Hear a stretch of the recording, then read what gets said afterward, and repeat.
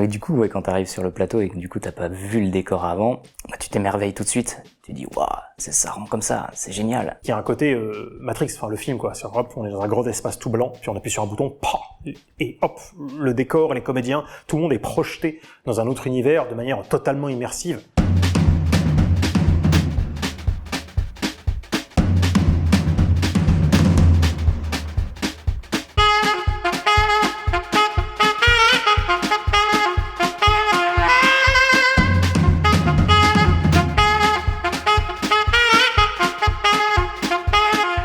Aujourd'hui, Neo7, c'est un opérateur pour des solutions de tournage immersives. Dans notre film de démonstration, ce qu'on voulait montrer, c'était un panel des utilisations possibles de notre système. Ce panel, on l'a mis au point grâce à notre expérience de tournage. Je pense que le fait de ne pas avoir à imaginer le décor, maintenant si on reprend comme le fond vert où il fallait vraiment tout imaginer, oui, je pense qu'on peut vraiment se projeter. En termes d'acting, je pense qu'on a, l'imaginaire qui se développe tout de suite. On n'a pas besoin de réfléchir, on a juste à jouer, quoi. Quel bonheur d'être sur un tournage où la technologie ne limite pas l'imagination, en fait. Ce qui est nouveau avec cette technologie, c'est de ramener la post-production sur un plateau. Le fond vert disparaît, c'est un univers qui a été conçu par ordinateur, qui est directement ramené sur un studio. Vous avez un lien très fort entre la technologie, entre une équipe qui conçoive des décors et qui vous les amène en live. Et du coup, ça, c'est une véritable révolution, oui, d'amener un décor virtuel sur un décor réel en limitant une post-production qui est souvent laborieuse et chère. La révolution, elle est là. Ça permet de pouvoir faire des cascades sans prendre trop de risques, parce qu'on n'a pas tous les problèmes qu'on pourrait avoir en extérieur, par exemple. Même au niveau confort, c'est idéal, parce qu'on est sur une plage, on peut tourner en plein mois de janvier s'il fait moins 10 dehors. Là, on tourne en intérieur, en bikini, et on n'a pas froid, par exemple.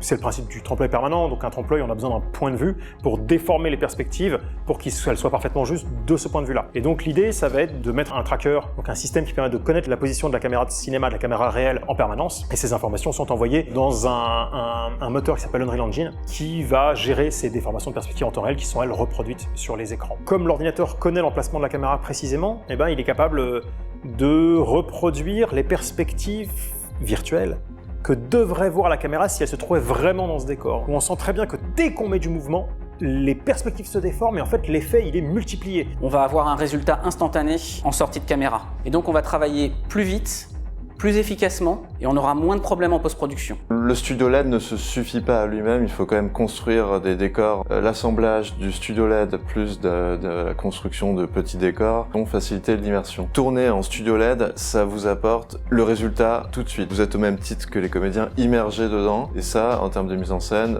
pouvez vous permettre de faire évoluer votre découpage éventuellement parce que vous avez une idée très précise du rendu final. En pré-production, c'est là qu'on va fabriquer les décors, donc le chef opérateur par exemple peut tout à fait venir en pré-production et aider les infographistes à fabriquer le décor virtuel tel qu'il le voudrait. Même chose, ça sera peut-être l'occasion pour le réalisateur de travailler un peu plus son storyboard ou de préciser sa pensée dans les décors virtuels en disant tiens on va se tourner plutôt dans cet axe-là, puis après plutôt dans cet axe-là. Les décors ne sont plus un problème. C'est ça qui change vraiment tout pour un réal, c'est que son intention artistique depuis le scénario peut être respectée dans des coûts qui restent hyper maîtrisés.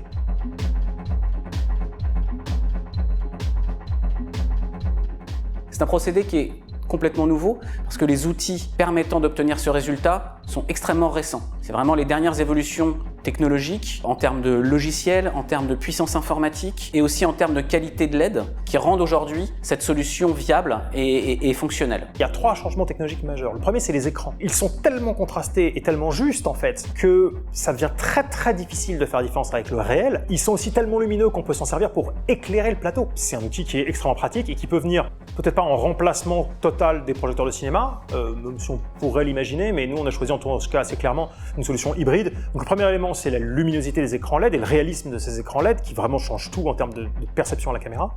La deuxième de ces technologies, ces révolutions technologiques récentes, c'est l'extrême qualité des images de synthèse qu'on peut générer dorénavant en temps réel. Troisième chose qui est vraiment la capacité d'Unreal Engine à gérer du tracking temps réel, à faire des déformations de perspective. Toute cette partie intégration disparaît parce que les effets spéciaux ils sont directement là à la caméra. On peut imaginer plein de choses. Je pense que pour un réalisateur ou pour quelqu'un qui se dit je vais tourner dans tel ou tel décor, il n'a pas à le chercher en vrai. Il l'a directement sous les yeux et il peut modifier le rocher s'il n'est pas au bon endroit. Je pense que rien que pour ça, c'est une technologie qui va apporter énormément de choses dans le cinéma futur. Vous n'avez pas besoin ou très peu de rééclairer une scène. Toute la lumière, elle est naturelle. C'est comme si vous tourniez dans un décor extérieur. En se plaçant dans un environnement immersif, on va gagner sur le réalisme de la lumière qui englobe les comédiens et le décor réel.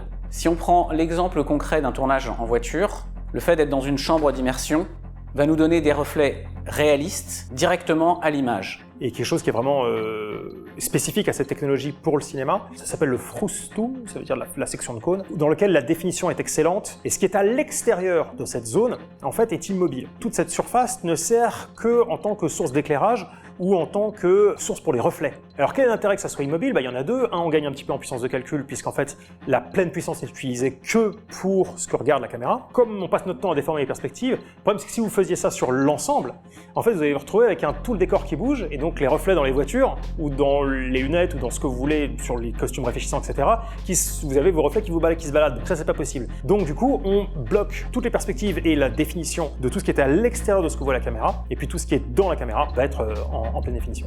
C'était aussi une nécessité de tester l'ensemble de la chaîne de travail et d'acquérir une expérience réelle et concrète et une expertise sur l'ensemble de la chaîne de production. Aujourd'hui, avec Neo 7, nous créons une solution nouvelle qui sera une alternative à d'autres solutions existantes, mais pas toujours complètement satisfaisantes. Ce sera un nouvel outil de production. À mon avis, c'est vraiment une vraie technologie d'avenir. Il faut vraiment aller vers là. Pour moi, c'est le cinéma de demain, quoi.